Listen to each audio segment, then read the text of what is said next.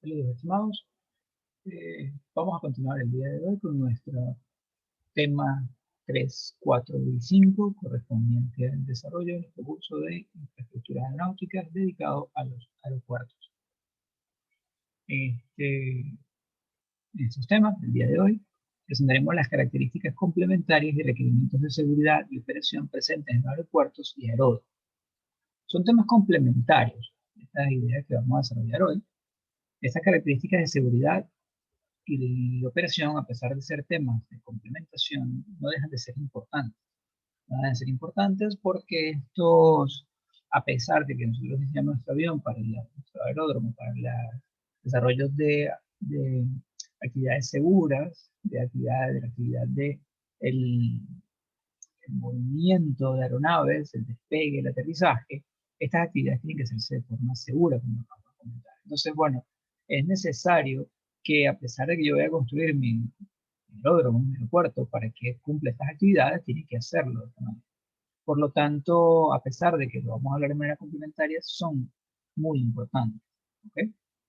En otras palabras, nuestro aeródromo lo desarrollamos para que tenga como previsión estas intenciones, estas ideas que vamos a ver el día de hoy. Entonces, en el primer sentido, para que nuestro aeródromo pueda funcionar de manera correcta y obviamente no tengamos intromisión a la aviación, o sea, no tengamos intromisión al desarrollo de las actividades del sistema del aeropuerto, es el movimiento de aeronaves en su superficie, además de la llegada y salida de aeronaves. Se tiene que limitar la construcción, se tiene que limitar la aparición o el flujo, o sí, la proliferación, es la palabra, de obstáculos en la vía. Obstáculos que puedan comprometer la navegación aérea o comprometer el desenvolvimiento de las actividades en el aeropuerto.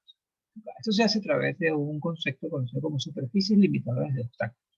Las superficies limitadoras de obstáculos no son más que un instrumento técnico legal utilizado para limitar los derechos de uso del espacio sobre los terrenos adyacentes de un aeropuerto o aeródromo. Es un constructo. ¿Okay? Las superficies limitadoras de obstáculos son un constructo legal utilizado o definido en el anexo 14 de la OASI, específicamente en la parte que habla sobre la construcción o la definición de obstáculos dentro de las vías del aeródromo. Entonces, bueno, se definen unas áreas que son imaginarias, están allí, o sea, físicamente no las vamos a ver, pero dentro de esa área en particular no puede haber construcciones que representen un obstáculo para el despegue, aterrizaje y movimiento de aeronaves en tierra. Estas áreas son en particular, obedecen a ciertas características, ¿no? Y son necesarias para ciertas actividades dentro del aeródromo. Por ejemplo, tenemos la superficie horizontal. La superficie horizontal es una superficie plana, para decirlo así, como una especie de torta. ¿Okay? Imagínenselo de esa manera, ubicado sobre la pista y tiene una distancia o un radio, no necesariamente tiene que ser circular, pero en este caso podemos decir, tiene un radio sí, relativamente considerable, dependiendo de las actividades dentro del aeródromo. Tiene una altura definida ya en la 14. Esta altura también dependerá de las actividades relacionadas realizadas dentro del aeródromo, pero esta está destinada, se concibe como un área destinada a que la aeronave pueda desplazarse en tierra y no vaya a encontrarse con un objeto. ¿Okay? Entonces, dentro de esa área no puede haber objetos, y si los hay, por razones de orografía, o sea, la distribución del terreno, si lo hay porque, bueno, no es posible quitarlo porque es importante que esa estructura esté en el punto donde está, tiene que estar bien demarcado. Luego vemos un área que se llama superficie cónica. La superficie cónica es esta que vemos acá al fondo. Y bueno, después de que nos alejamos de cierto punto de la superficie horizontal, sí, esta comienza a cambiar de pendiente, donde, bueno, me permite de una forma un poco más ligera tener estructuras de cierta altura, hasta cierta altura. ¿Okay? Y bueno, mientras más lejano estoy a la pista, más lejano estoy desde la superficie horizontal, más alta es la superficie cónica, ¿no? Claro, eso también se define en función de las operaciones aéreas y obviamente es la que nos dice a nosotros, por ejemplo, qué edificios pueden estar alrededor. Tenemos también lo que se conoce como una superficie de transición, superficie que está acá, viene siendo una superficie entre un área no delimitada, porque se supone que todo no restringida desde el punto de vista de superficie limitada de obstáculos, porque se supone que aquí en esta área no debe haber obstáculos de ningún tipo. Entonces, bueno, esto es como una especie de vacío. Y esta área azul es una especie de área de transición entre un punto y otro. Significa que, bueno, yo no puedo construir nada sobre la pista ni en su eje, obviamente. Y por supuesto los laterales con esa restricción. Tenemos lo que son las superficies de aproximación, que son estas superficies que están acá, que vienen siendo visto a grandes rasgos como si fuese una especie de una vía imaginaria sobre la que la aeronave está deslizándose hasta llegar a pista. Podemos decir que, bueno, que el camino de la aeronave en vuelo hasta llegar a su destino es literalmente una especie de, ¿cómo llamarlo de esta forma? Una autopista aérea, ¿no? Si imaginamos que ella va deslizándose sobre un plano, entonces vamos a decir que esa es nuestra autopista. Igual cuando viene llegando, cuando viene aproximándose, ella pasa por la nave pasa por esta autopista, entre comillas, hasta llegar al destino. Por lo tanto, bueno, hay ciertas áreas que durante la senda de aproximación, durante la senda de aterrizaje, esas áreas pueden ser incluso mucho más altas, como por ejemplo este destino que tenemos acá. Dependiendo del nivel o la categoría que tengamos en nuestro aeródromo. Por ejemplo, eso significa entonces que hay estructuras que no pueden superar cierta altura en ciertas condiciones del aeródromo, por ejemplo, o en ciertas direcciones del aeródromo, y sobre todo si están alineados con la pista. Ya vamos a ver algunos ejemplos que tienen que ver con ello, pero la función de la superficie limitadora de obstáculos es precisamente reducir el peligro durante el proceso de aproximación, despegue y transición, y de garantizar la eficacia de las operaciones aéreas, promoviendo la seguridad de las mismas. ¿Okay? La idea es evitar la proliferación de estructuras que puedan representar un peligro para el desenvolvimiento de las operaciones en el aeropuerto. ¿Por qué hacemos este constructo técnico-legal o este instrumento técnico-legal? Con la intención que les dije inicialmente, no podemos permitir que comiencen a crecer o a construir o aparezcan de repente estructuras que puedan representar un problema para la navegación aérea. Eso se hace con el propósito que, bueno, que cuando estamos construyendo nuestro aeródromo y él está creciendo de acuerdo a nuestro plan maestro, no podemos colocar dentro de esas áreas esas estructuras porque ya tenemos entonces definido que representarían un obstáculo para la navegación aérea. Visto desde una forma tridimensional, vamos a decirlo así, isométrica, estas superficies limitadoras de obstáculos están definidas por el Manual de Servicios de Aeropuertos, documento 9137, parte 6.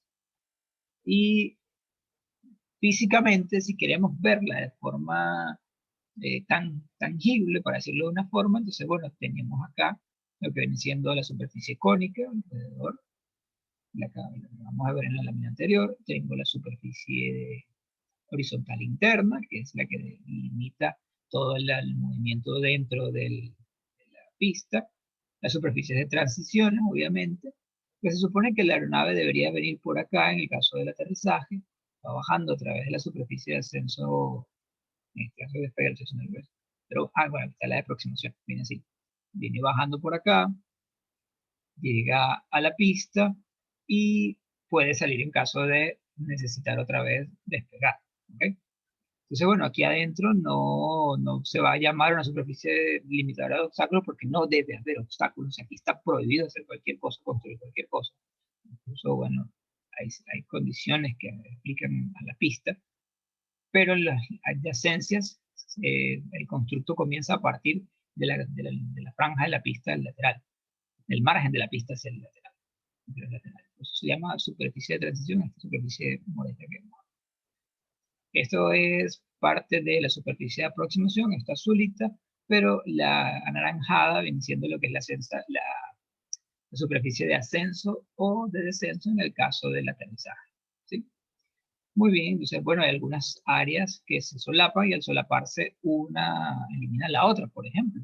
Aquí estas dos se solapan, significa que en este particular, en esta dirección en particular, se hace más restrictivo, no, perdón, se hace un poquito más, sí, más restrictivo la aparición de obstáculos, porque tengo dos áreas solapadas que son muy importantes, que vendría siendo mi superficie de aproximación y la superficie que corresponde a la senda de descenso. ¿Ok? O en este caso de ascenso. Entonces, bueno, aquí se hace un poco más restrictivo la aparición de obstáculos. Ya tiene estas formas, o sea, la forma la podemos delimitar siempre y cuando respetemos lo que corresponde al manual de servicio de aeropuerto en el documento 9137, parte 6. ¿Ok? Muy bien. Por esta razón es que hay en ciertas áreas adyacentes a los aeropuertos y aeródromos, hay restricciones de construcción de estructuras. O sea, cuando ustedes le dicen, por ejemplo, aquí en esta zona está prohibido construir edificios de más de 5 pisos, de más de 3 pisos, por ejemplo. Esas restricciones se hacen cada vez más rígidas, por decirlo de una forma, a medida que nos acercamos a la pista o al aeródromo. Aquí podrán ver, por ejemplo, esta sería mi pista, mi referencia. Aquí debe estar mi aeródromo. Aquí tengo lo que es la superficie horizontal. Después de la superficie horizontal comienza la superficie cónica de restricción de construcción, de la aparición de obstáculos. Y obviamente lo que vendría siendo la senda de descenso, en este caso, y aterrizaje, y la senda de despegue, tiene sus restricciones de igual forma, ¿no? Obviamente aquí en este caso se están solapando estas áreas, ya como les comenté, hay cierta, eh, es, cierta, primero un área sobre la otra, o sea, esas dos áreas que se están solapando ahí, me da cierta restricción extra, para decirlo de esa forma, o sea, cierta premura con respecto a la otra. ¿Okay? Esta es la razón por la que existen limitaciones y restricciones de construcción en las adyacencias de los aeropuertos. Bueno, primero pensamos entonces qué requisitos necesitamos para la eliminación de estos obstáculos en el camino. Pero podemos definir, por ejemplo, este aeropuerto que tenemos acá. Fíjate, aquí tenemos nuestra pista, hay ciertos obstáculos, eso sería mi superficie cónica, aquí tengo la superficie horizontal, esas son mis sendas mis sendas de aterrizaje y despegue. ¿Okay? Veo que en las sendas de aterrizaje y despegue tengo dos obstáculos que son relativamente altos y bueno, ya tengo que definirlos. Porque si no los puedo quitar porque son parte de la distribución de montañas del terreno, obviamente, bueno, tengo que definirlos y habrá que construir entonces un procedimiento para lo que sería el aterrizaje y el despegue de la aeronave de manera segura en la zona. Además de que, bueno, por lo que veo acá sería muy costoso quitar estos obstáculos que están acá, pero bueno, ellos están dentro de lo que sería la zona cónica y dependiendo, pues aquí pueden ser unas montañas, esto también pueden ser montañas, y si no sobrepasan la altura definida en nuestra zona cónica, bueno, están permitidas tenerlas allí. Igual estas zonas acá que pudiesen ser nuestra zona horizontal, ellas, si no sobrepasan la altura definida, eh, pueden estar allí tranquilamente sin ser removidas. Pero ¿cómo lo detectamos? ¿Cómo hacemos cómo encontramos que es un obstáculo para nosotros dentro de nuestro aeródromo? Tenemos que preguntarnos varias veces qué representa un obstáculo. Un obstáculo es todo aquello que pueda comprometer el desenvolvimiento seguro de las actividades de una aeronave tanto en tierra como en vuelo. Eh, Inicialmente en vuelo, bueno, es un poco complicado que nos encontremos con un obstáculo, menos que nos encontremos con una aeronave en vuelo o nos encontremos con, eh, puede ser pájaros que están en vuelo y nos encontramos con ellos. O, bueno, estamos volando, nos metemos en una serie de nubes y de repente nos chocamos contra la cumbre de una montaña. Eso sería un obstáculo, ¿no? Que no podemos montar en vuelo. Durante el taxeo, durante el movimiento de la nave en tierra, sí es un poco más frecuente, más fácil que nos podamos conseguir con un obstáculo. ¿Qué son estos obstáculos? Podemos mencionar, por ejemplo, estructuras fijas dentro aeródromo, podemos mencionar antenas, podemos mencionar caseríos alrededor, podemos mencionar otra aeronave que esté en tierra en el momento en que está llegando la aeronave. O sea, podemos hablar de varias cosas que pueden suceder aquí, ¿no? Entonces, ¿qué obstáculos pudiésemos mencionar? Bueno, por ejemplo, en el caso del aeródromo, del aeropuerto que tenemos acá, este es el aeropuerto de La Carlota, en la ciudad de Caracas, con todas las características que hemos visto a lo largo de todo este curso. Nuestra pista, aquí tenemos nuestra rampa de viraje, aquí tenemos nuestro taxiway, la zona de hangares, ¿ok? Pero si se fijan, esa sería mi cabecera, por acá donde deberían aterrizar los aeronaves, o sea, ellos deberían venir, pasar por encima de toda esta zona que está totalmente habitada, como podrán ver. Aquí tenemos la parte de Chacao, Chacao está por aquí, o sea, tenemos una zona realmente habitada, fuertemente habitada. Entonces las aeronaves deberían pasar de una senda plana de por lo menos 3 grados, llegando hasta el aeropuerto. Y el proceso de aproximación comienza desde una zona que se conoce como Sabana Grande, un poco más atrás. Esto significa que esto es muy, muy largo, o sea, esto es bastante largo. Estamos hablando de casi 3 o 4 veces lo que corresponde a la longitud de la pista. Sin embargo, esa zona por allí no presenta edificios de gran altitud, salvo cuando están mucho más retirados en la zona de Sabana Grande, que ya todos los edificios comienzan a ser un poco más altos. Pero por acá tenemos lo que es la restricción de, de obstáculos, la aparición de obstáculos. Y si lo ven, esta zona está relativamente liberada de obstáculos alrededor de la pista. Un poco más lejano, bueno, pueden aparecer las construcciones, que sería la zona cónica, y hacia el fondo podríamos tener lo que es el despegue. Aquí tendríamos la zona que comentábamos de la senda de despegue y aterrizaje, ¿no? Aquí, bueno, hay un procedimiento de despegue en el que, bueno, se llegan hasta prácticamente esta petaria que está para acá atrás, despegan y van a pasar por encima de toda esta montaña que está aquí. ¿Okay? Este es el Aeropuerto Internacional de Maiquetía. Tenemos nuestras dos pistas, las que estuvimos hablando durante todo nuestro curso. La pista principal, la pista secundaria. Y, si mal no recuerdo, no, pero esa es la principal. ¿Okay? Si no, bueno, podemos hablar al respecto. No recuerdo, porque siempre por acá cuando hablamos de los despegues de los vuelos, desaparecieron por acá, mientras que esto está destinado para el despegue, el aterrizaje, perdón, de todos los aviones que vienen. Por aquí sería mi pista principal.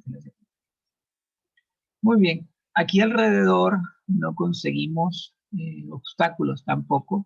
Vamos a hablar de esta pista, pero de esta pista no tenemos obstáculos definidos, ¿ok?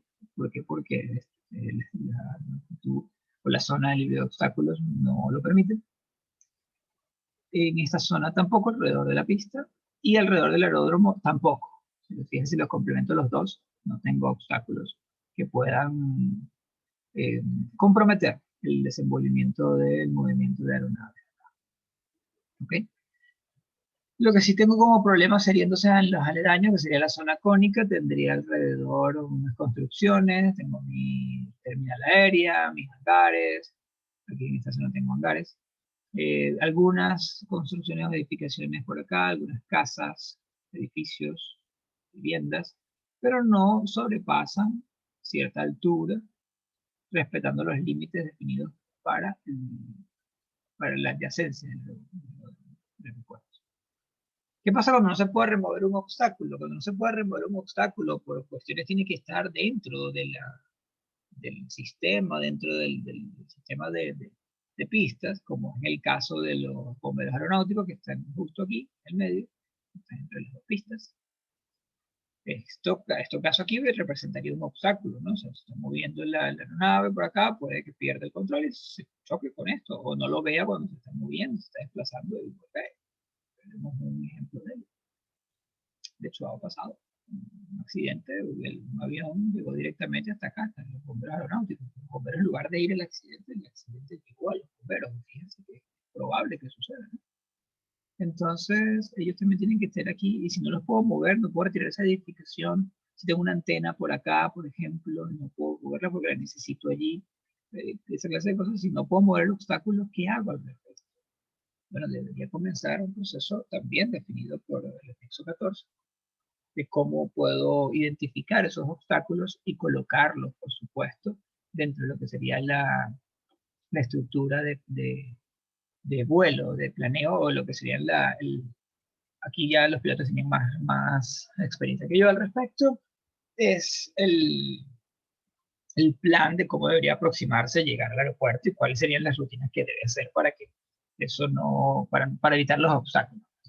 ¿Okay? Entonces, bueno, dentro del aeropuerto tenemos los siguientes obstáculos, creo que le estaba contando. La torre de control, a veces cuando está ubicada en una posición eh, que no la puedo colocar en otro lado y tiene que estar justo como, por ejemplo, en el medio entre las dos pistas, alguna cosa puede ser, bueno, tengo que identificarla, tengo que pintarla, tengo que lo vean las aeronaves que vienen. ¿Cómo la van a ver? Bueno, mira, acá, por ejemplo, tengo lo que es la antena del sistema BOR. En este caso, esto tiene que estar en el aeródromo adentro. Entonces tengo que identificarlo para que lo puedan ver y no choquen contra él. Bueno, no es inevitable que choquen, pero puede ser que pase. Aquí tengo, por ejemplo, otro sistema de antenas, el sistema de ILS y DME, que es el instrumento, el sistema de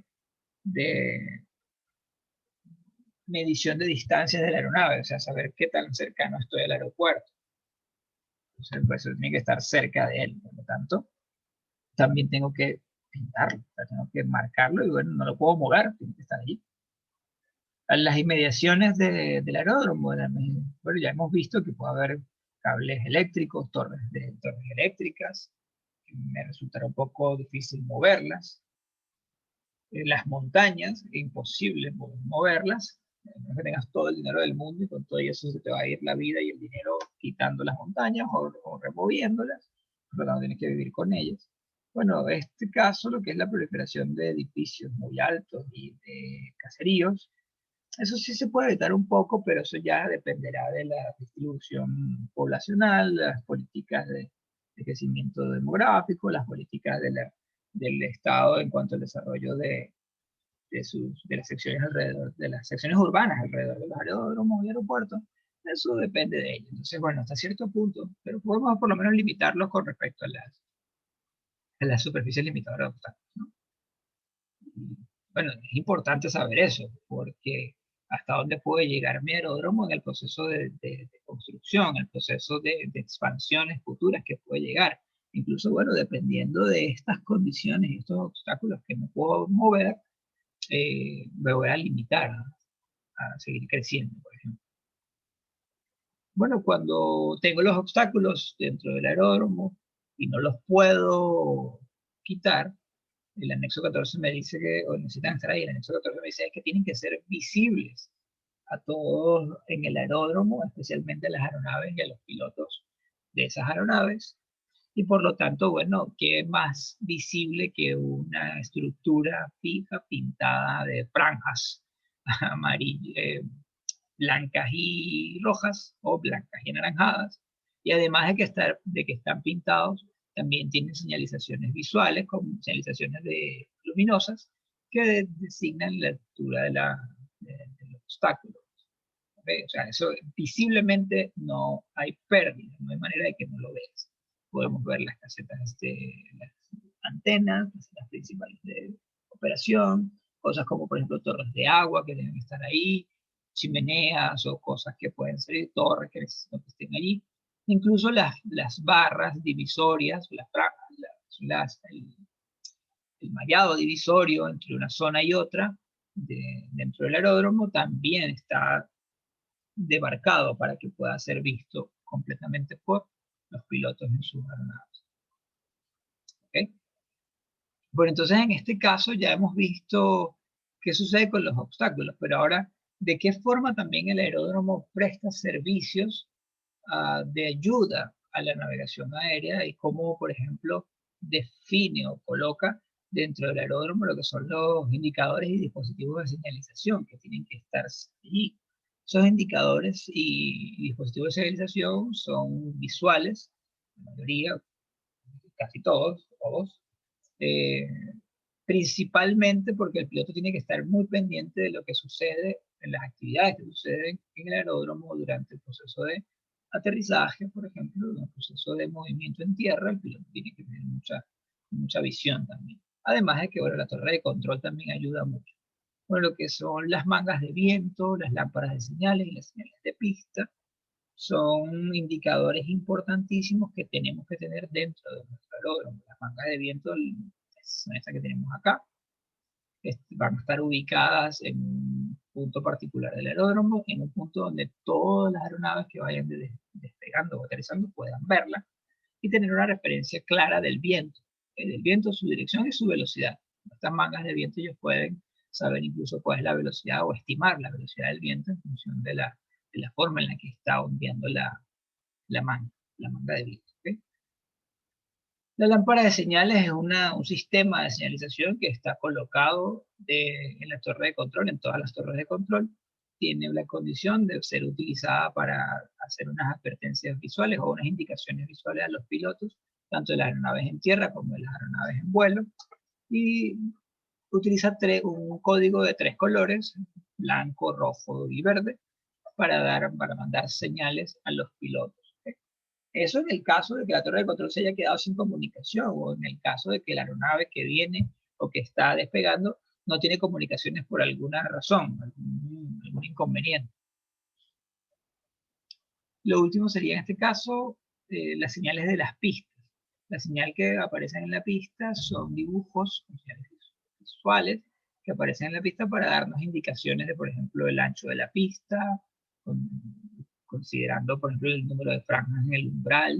Este es el umbral que representa por dónde debe entrar la aeronave, el designador de la pista para que el piloto esté claro hacia qué pista se encuentra, las zonas de toma de contacto, o sea, los puntos donde la aeronave debería tomar contacto en función de su configuración, de su peso de aproximación, de su velocidad, de ciertos factores aeronáuticos que deben tener. El eje principal de la pista, que siempre tiene que estar demarcado para que el piloto pueda tratar de posicionarse sobre ese eje y aterrizar sobre el eje. O sea, eso está hecho para que el avión pueda aterrizar de una manera segura. Ustedes preguntarán, ok, pero esto no necesariamente está en todos los aeródromos y aeropuertos, ¿no? Dependiendo de la categoría de nuestro aeródromo, esto puede variar. Eso dependerá de la construcción o de lo que nosotros querramos hacer con nuestro aeropuerto en el futuro. ¿Qué tipo de desarrollo querramos que este tenga? Y ustedes tienen que pensar en ello ya que están diseñando un aeropuerto. Y bueno, desde el punto de vista de ingenieros civiles, ustedes tienen la posibilidad de entrar en un proyecto como este. Otros indicadores serían, por ejemplo, los paneles de señales. Son indicadores móviles que están ubicados a lo largo de la franja de la pista, en la parte lateral de la pista. Esa zona se utilizan estas indicaciones visuales para darle instrucciones al piloto. Otro sería la T de aterrizaje, que es nuestra estructura que está acá, es una T realmente alumbrada, con características definidas, recuerda al anexo 14 lo hace. Y lo que me dicen a mí es la aproximación a la pista y cuál es mi punto de aterrizaje, mi dirección de aterrizaje. Aquí vemos varias T en realidad. Aquí hay varias T que me definen, por ejemplo, la distancia desde este punto hacia la cabecera de la pista. Y por supuesto me dan la orientación del aterrizaje la orientación de la dirección de aterrizaje. Si yo como piloto vengo volando y cuando llego al aeródromo puedo ver esta estructura y orientarme visualmente para poder entrar a la pista. Siempre cuando tenga el permiso, por supuesto. Bien, entonces hablemos ahora un poco de los servicios de emergencia que tengo que construir o que tengo que pensar a lo largo del desarrollo de mi proyecto de aeropuerto. Primero, ¿dónde ocurren los problemas? ¿Dónde encuentro yo todos los problemas o la mayoría de los problemas que puedan pasar en un aeródromo. En particular, la mayoría de esos problemas están alrededor de la pista. ¿Okay? Y el grueso de ellos se centra hacia la cabecera de pista, hacia el final de la pista, perdón, o la cabecera. ¿Sí? ¿Qué significa esto? Que el grueso de los accidentes se pueden encontrar durante el proceso de despegue. O sea, alrededor del 47% de los accidentes aéreos se pueden ubicar en esta área, que es el final de la pista.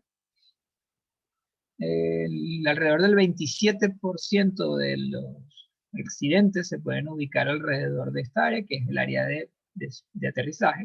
Es decir, el momento más vulnerable por un avión puede ser los momentos más vulnerables por un avión son durante el despegue y el aterrizaje en la pista. Y eso que la pista está libre de obstáculos, ¿no? Entonces, ¿qué tenemos que hacer nosotros? Tenemos que tener un plan, tenemos que definir un plan, ya que sabemos que dentro de lo que es la pista y la subfranja de pista hay una gran distribución de incidentes y accidentes. Tenemos entonces que pensar en lo siguiente, tenemos que establecer un plan. Establecer un plan de trabajo, un plan de emergencia. Por lo tanto, entonces, bueno, para poder establecer ese plan, tenemos que definir qué debe hacer cada quien en el caso de aparecer uno de estos puntitos nuevos. ¿Okay? Bueno, inicialmente, ¿quiénes responden al problema cuando hablamos de algo hablo de algo de un accidente en la pista, ¿no? Claro, cuando hablamos de los servicios de emergencia, no solamente son problemas en la pista, hay problemas fuera de la pista que están, por ejemplo, los pasajeros que todavía no han abordado, accidentes cercanos al aeropuerto, cosas que puedan generar retrasos o inconvenientes para las actividades aéreas que tienen dentro del aeródromo, ¿no? Del aeropuerto. La idea es que no se limiten las actividades y si lo hacen o se detienen, que lo hagan por un periodo muy corto de tiempo. Entonces, bueno, ¿quiénes responden inicialmente? Dentro del aeropuerto responden lo que es el control de tránsito aéreo, es el primero en responder. Responde primero porque es el que detiene las actividades dentro del aeródromo, le define una función a cada avión, es decir, cada avión que está en aproximación o algo por decirlo, los manda a hacer alguna vuelta o a irse a un aeródromo un aeródromo secundario, dependiendo de sus condiciones, o les pide que esperen en vuelo mientras se resuelve el problema. Segundo serían los bomberos aeronáuticos, que van y responden en el caso de fuego, en el caso responden en la intención de salvamento de las personas que, si no hay fuego, se proceden a la intención de salvamento de las personas que están en el incidente. Casi siempre hay fuego, pero ellos por eso son los primeros que responden. Responden el servicio de salvamento en conjunto con los bomberos aeronáuticos, ellos están entrenados para hacer el servicio de salvamento. El servicio médico y de ambulancia apoya y asiste a los que son los bomberos en la primera acción, después de que apagan el incendio del crossover, rescatan a las personas, las comienzan a delegar o a entregar a los servicios de medicina y a los que requieren ser trasladados los meten en servicio de ambulancia. La policía y los mecanismos, los medios de seguridad del mismo aeropuerto, que es una seguridad privada, se encargará de cercar el área correspondiente para evitar que entren más cosas, entre más personas, cosa que no va a pasar, pero de todas formas ellos hacen el cerco para salvaguardar el incidente, para decirlo de una forma, la condición del incidente, para que puedan entonces entrar lo que vendría siendo los explotadores de aeronave, con sus seguros, con sus aseguradoras, hacer el procedimiento de levantamiento del incidente. Pero bueno, hasta aquí queda el cerco, ¿no? de respuesta con respecto a una emergencia. Fuera del aeropuerto, si la emergencia es fuera del aeropuerto, fuera del aeródromo, ¿quiénes responden? Inicialmente respondería la policía. El incidente fuera del aeropuerto ya es algo que, bueno, es jurisdicción de la policía del territorio, de la zona donde está operando el aeropuerto. Si se requiere, bueno, responderán los bomberos, no bomberos aeronáuticos, los bomberos normales, bomberos que no, el hecho de que no sean aeronáuticos no significa que sean menos prestigiosos, ¿no? Son bomberos, pero no están entrenados, para decirlo así, para la solución de problemas con respecto a químicos, la estructura del avión, digamos, la temperatura del fuego, la voracidad del fuego de un accidente aéreo. O sea, ya están entrenados, pero con otra clase de incendio. Entonces, ellos atienden afuera. Servicios de salud pública, entidades militares, y en el caso de necesitar, si vivir cerca de la costa, de guardacosta. ¿Ok? Entonces, así es como podemos hacer se activa un plan de emergencia, se activa un plan de emergencia, se activa un plan de emergencia para que engloba a todas estas personas, todos esos organismos, y por supuesto la acción que deben ejecutar cada quien y de qué manera deben estar integrados. Se determinará cuáles son los procedimientos que deben ejecutar, cuáles son las normas que deben acatar, y obviamente para hacer eso tienen que estar siempre preparados.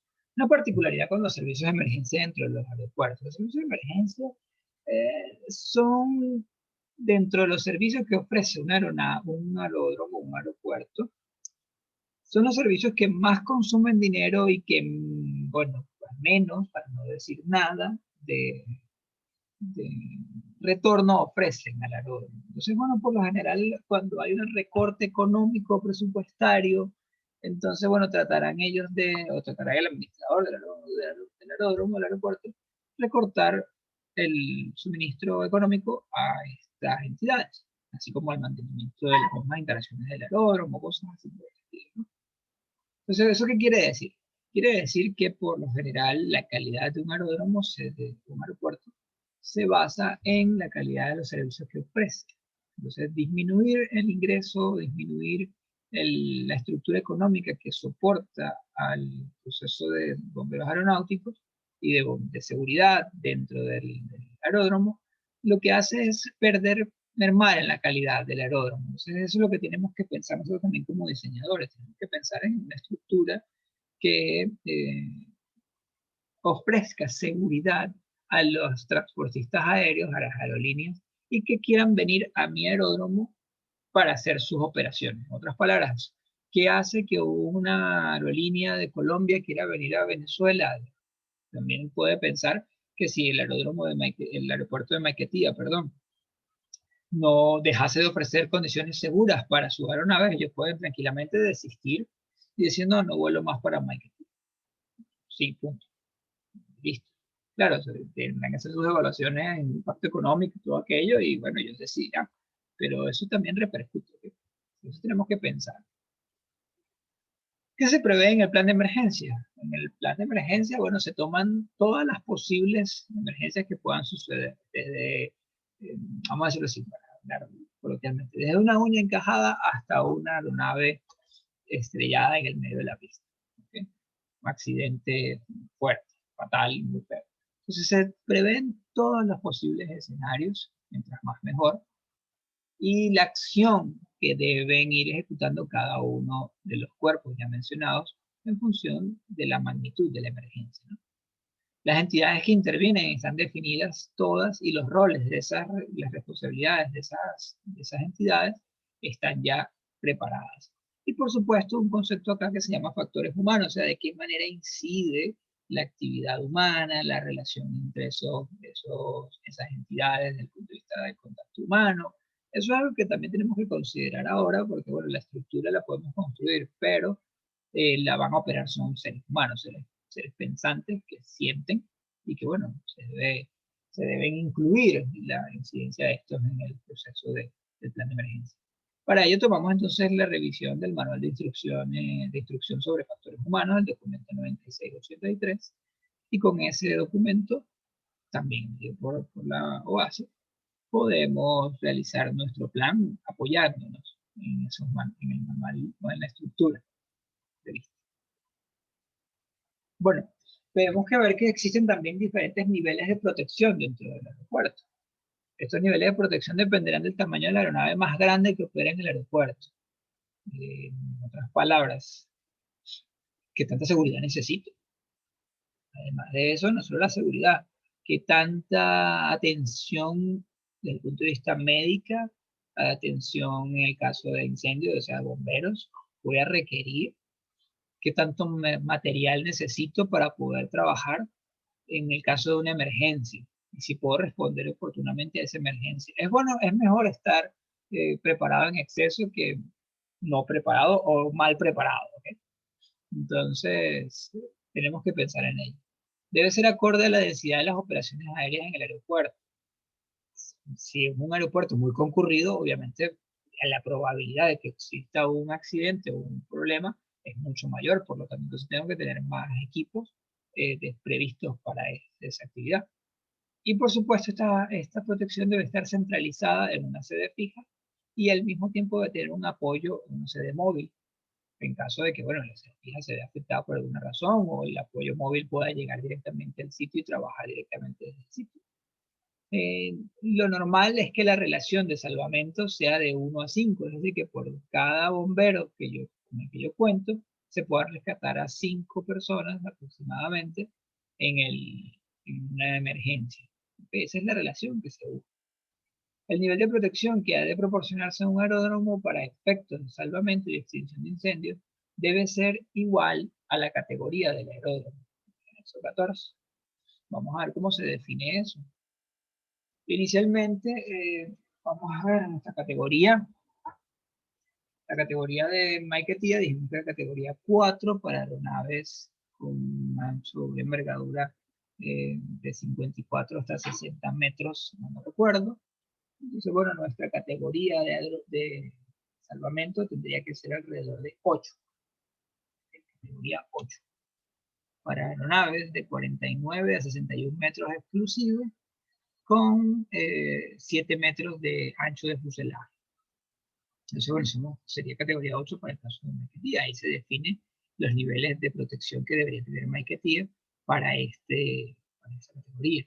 Veamos acá entonces, los niveles de protección correspondientes a la categoría 8, perdón, tendría que tener para diferentes niveles de seguridad, debería tener aproximadamente por lo menos 27.300 litros de agua y una descarga de solución de alrededor de 7.900 litros por minuto.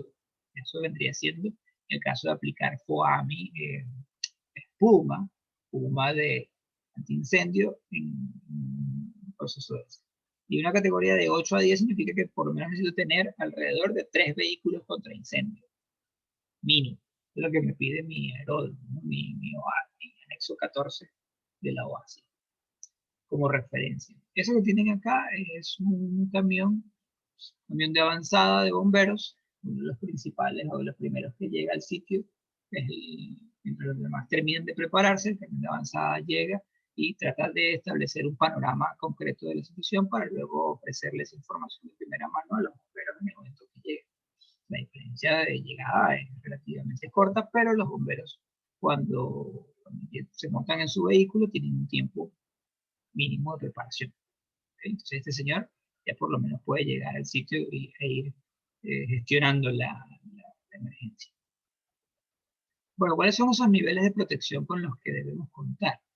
Inicialmente, el primer nivel, o sea, el nivel básico de protección, vendría siendo el vallado perimetral, quien separa y asegura las actividades en el lado aire específicamente, porque, bueno, decimos que las actividades del movimiento de las aeronaves en tierra deben ser un movimiento bastante seguro, ¿no?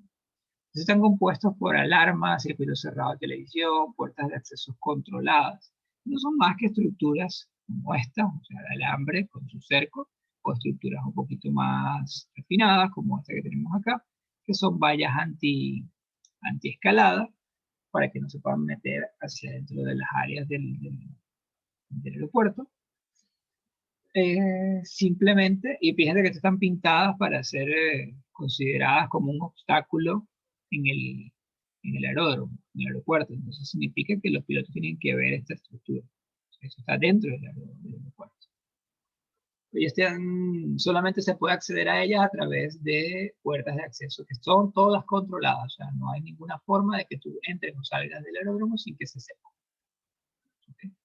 Tenemos un área destinada al control de acceso. Ese control de acceso está dedicado al personal, a los pasajeros y a la tripulación. Todo lo que quiera llegar a la zona del lado aire debe pasar por esta área. Y todo lo que quiera pasar del check-in, cuando ustedes hacen su chequeo en los counters, se llaman así, cuando ustedes hacen ese chequeo, si quieren pasar al lado de espera para poder acceder a su avión, ya entonces ustedes tienen que comenzar a pasar por estos controles de acceso. En el personal, todo el personal que trabaja con aviones, que están, el personal de mantenimiento aeronáutico, el que hace el arreglo del catering, el galley, todo ese trabajo que debería acceder a los aviones, a tener contacto con ellos, pasa también por este control de acceso. Y la tripulación, obviamente, cuando va a ir a sus aviones, tiene que pasar por él para poder ser chequeado, al igual que todos los demás. Estos tienen aproximadamente, usan equipos de rayos X, como este equipo que está acá. Utilizan detectores de metales, utilizan detectores de metales fijos, como en la caseta que ven aquí, o utilizan detectores de metales portátiles. Acá no se ve algún detector de metal portátil, pero por lo general se usa es una especie de forma de raqueta que te pasan por todo el cuerpo para detectar si tienes metal. También hay circuitos cerrados de televisión con momentos, se te están viendo en todo momento. Y hay detectores de explosivos y narcóticos. Esos son los flanitos perros que siempre aparecen por ahí. Entonces, esos perros son bien interesantes, son bien bonitos, no te les acerques porque ellos están haciendo un trabajo, ellos están ahí para verse bonitos. ¿Okay? No te les acerques porque son, pueden ser bastante agresivos. Entonces, bueno, ellos están buscando explosivos o narcóticos en tu equipaje. Si los ves cerca de tu equipaje, porque posiblemente te escucharon o te perfilaron, es la palabra, te perfilaron y vieron que tú llevabas algo, o puedes ser una persona que lleve algo inusual. ¿Okay? Aquí se chequea al 100% de las personas, todo. No pasa nadie sin ser chequeado. Así que esto es algo que no pueden evitar. Tiene que ir, tiene que estar y por supuesto tiene que ser pensado en nuestro plan de diseño del aeródromo. El control de vehículos está dedicado al personal y a la tripulación. Las personas que quieren ingresar al aeródromo y lo hacen en un vehículo, son personal de trabajo del aeródromo o tripulación que quiere ingresar, tiene que pasar por estos controles de vehículos y se inspecciona el 100% de los vehículos, incluyendo la carga y a sus ocupantes. Eso es el deber ser. El deber ser es que todas las personas que están entrando por aquí y tienen alguna caja, alguna valija, algo, deben ser chequeados. ¿Okay? Y además eso se lleva el control de quiénes son los que entran y cómo.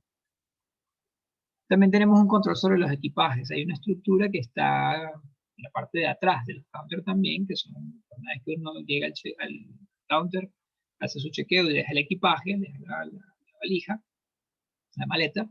Entonces, ella pasa por una banda transportadora y llega hacia un área que no conocemos. Bueno, esa área que no conocemos es este pedazo que está acá.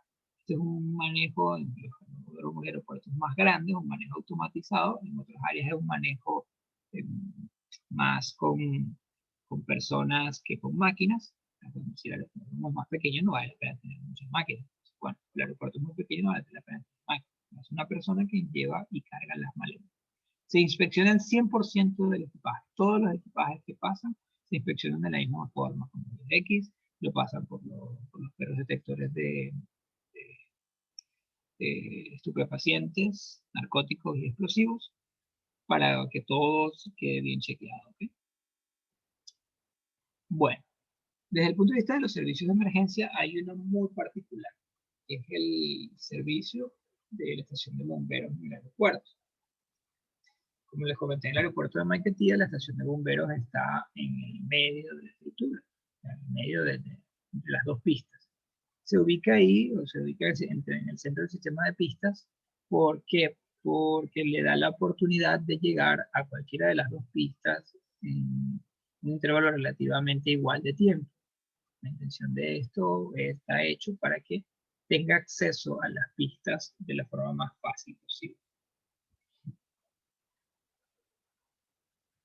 Bueno, ¿qué sucede acá? En el caso de los bomberos, si están contenidos, si están colocados en el centro de la pista, se representa un obstáculo, por lo que tienen que estar entonces, ser bien visibles a las aeronaves para que sepan que ellos están allí. Entonces tienen un patrón de colores también definido que deben utilizar para resaltar con respecto a el medio.